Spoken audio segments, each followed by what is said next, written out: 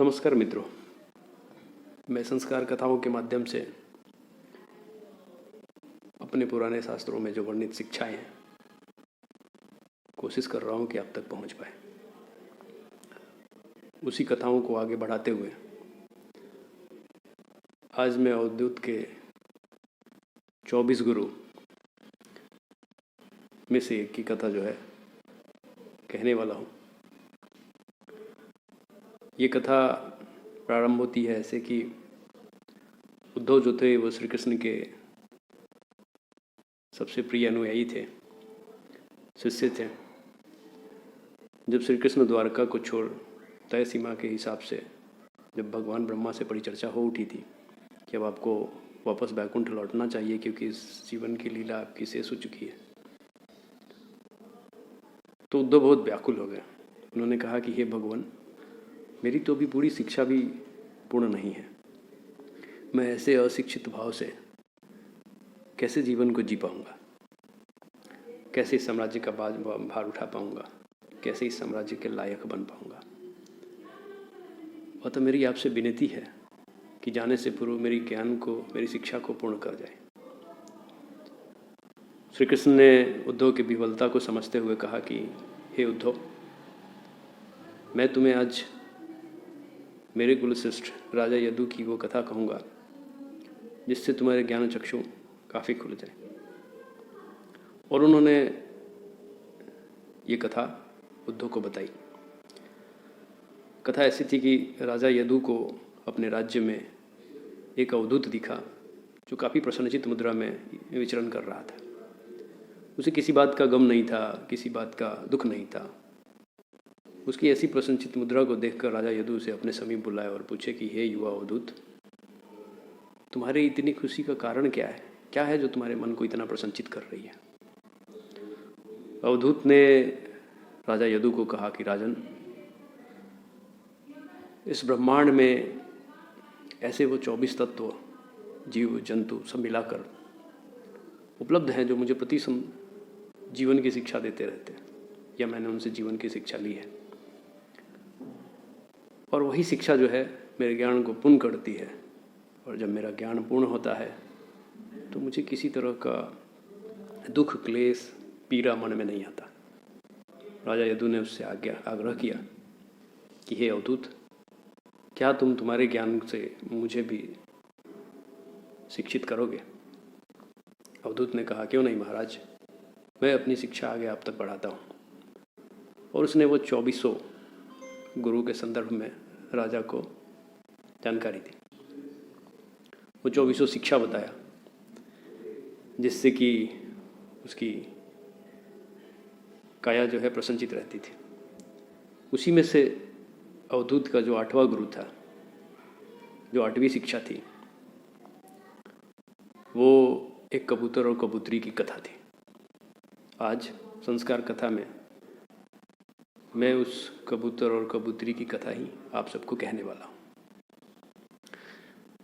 एक वृक्ष पर एक कबूतर और कबूतरी लंबे समय से सहवास कर रहे थे। जब उन यौन क्रिया का समय आया तो उन्होंने एक घोंसला बनाया और यौन क्रिया के पश्चात कबूतरी ने अंडे दिए। फिर उसका निषेचन किया और तय समय पे उनके छोटे छोटे चूजे हुए। दोनों दंपति बाहर जाते, अन्न का दाना लाते और अपने चूजों को खिलाकर खुशी खुशी जीवन जी रहे थे।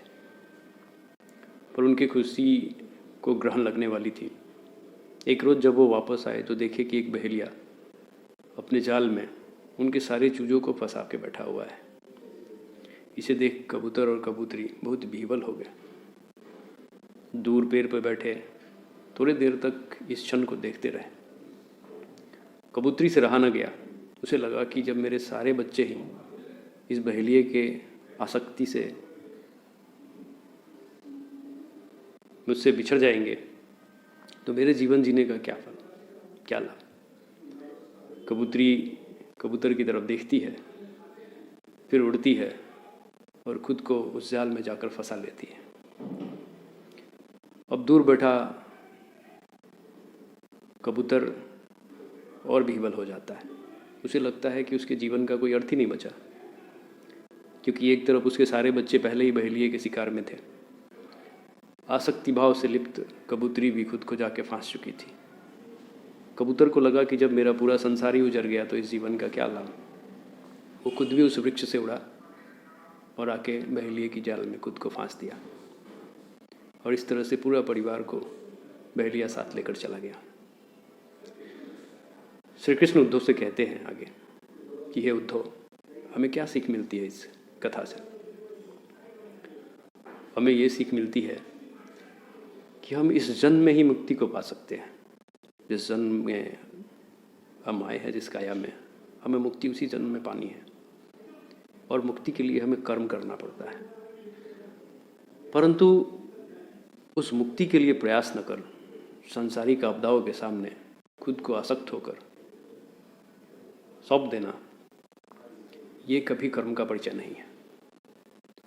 परिस्थितियां हमें विवश करेंगी, कोई बात नहीं, हमें उससे जूझना चाहिए और जूझते हुए आगे बढ़कर अपने कर्म के बदौलत अपने मुक्ति का मार्ग तय करना चाहिए। मित्रों, अब आज इस कथा को कहने का तात्पर्य क्या है? इस घोर भीषण आपदा के काल में ऐसी कई परिस्थितियां आएंगी जब आपको लगेगा कि आपके जीवन के लिए कुछ भी नहीं बचा। पर इसका मतलब ये नहीं कि हम अपने जीवन को परिस्थितियों से आसक्त कर खुद को उनके सौंप दें। किसी के भाग्य का हो सकता है लिखा जोखा ईश्वर ने इसी विषम काल में तय किया हो और उसे वापस बुला ले, पर इससे आप विह्वल ना हो, क्योंकि कोई भी आपदा, कोई भी आपातकाल, कोई भी विकट परिस्थिति हमेशा के लिए नहीं होती।